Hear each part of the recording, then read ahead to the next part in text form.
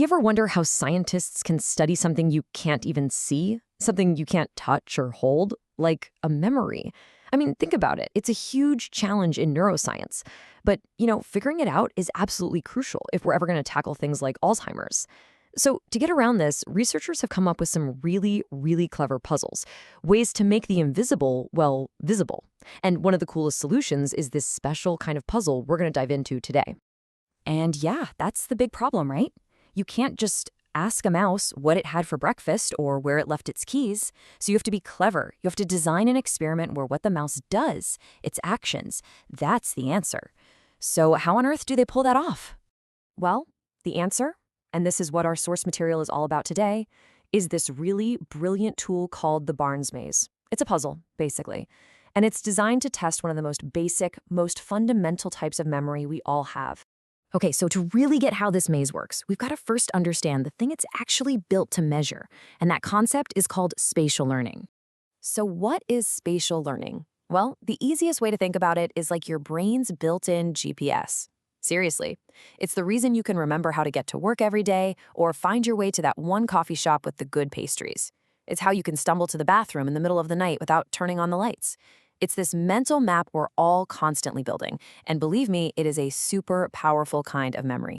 So how does this maze actually test that internal GPS? Let's break down the setup.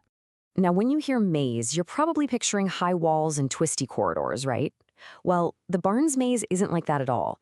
It's actually this big, open, circular table, and all around the edge, you've got these holes.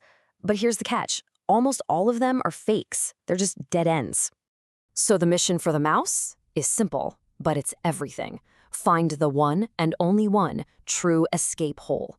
This one leads down into a little, dark, safe box called the target box.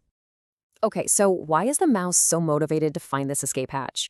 Well, think about it from a mouse's point of view. They do not like being out in the open, especially under a bright light. It's stressful for them. So that bright overhead light, it's not painful or anything, but it's just uncomfortable enough to make the mouse really, really want to find that dark, safe escape box. So how does it find the right hole? Is it just sniffing around randomly?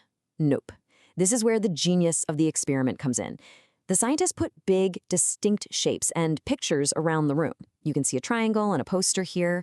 The mouse learns to use these as landmarks. It's like it's thinking, okay, the escape hole is the one over by the big triangle.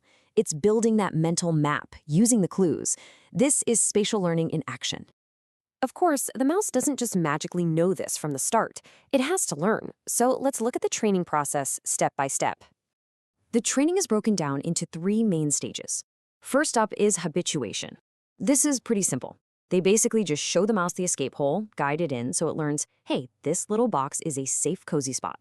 Then comes the real work, the acquisition trials. Now they place the mouse in the middle of the platform and let it figure things out on its own. They do this over and over, and the mouse starts to learn, oh, I can use those shapes on the wall to find the safe box faster. But the final step, the probe test. This is the real memory exam. They actually take the escape box away. The question is, does the mouse still go and search in the exact spot where the hole used to be? That's how you know it really remembers. So after all that training, what do the results actually show us? I mean, how do you put a number on memory? And this right here shows the difference perfectly. Before training, look at that path. It's all over the place. The mouse takes a long time to find the hole. Scientists call this high latency, and it's checking all the wrong spots, making tons of errors. But after training, whoa, it's a night and day difference. A mouse that's learned the maze makes a beeline for the target. It has low latency, meaning it's super fast, and it makes very few, if any, errors. It's not guessing anymore. It has that mental map locked in. So what does this all boil down to?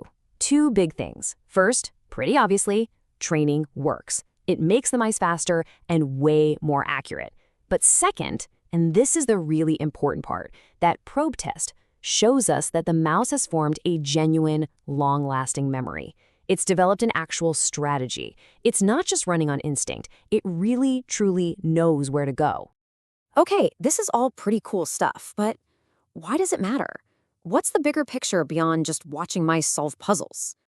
Well, one really big deal, which our source points out, is that the Barnes maze is a lot less stressful for the animals than other tests. For instance, there's another famous test called the Morris Water Maze, where the mouse has to swim in a pool of water to find a hidden platform. I mean, that's a life or death situation. The Barnes maze, on the other hand, just uses a bright light. The motivation is much gentler. And that's important because you want to be sure you're testing memory, not just how an animal reacts when it's terrified. And at the end of the day, that's what this is all about. The Barnes maze is a fundamental tool for checking up on spatial learning and memory. Because we have this reliable, consistent test, scientists can now see how all sorts of things affect memory. They can test a new drug for Alzheimer's, for example, or see how a specific gene impacts learning. It gives them a really clear before and after picture of what's happening inside the brain. And that really leaves us with a pretty powerful idea to chew on. These puzzles, like the Barnes maze, they're not really just about mice. They're about trying to draw a map of how memory itself is built from the ground up.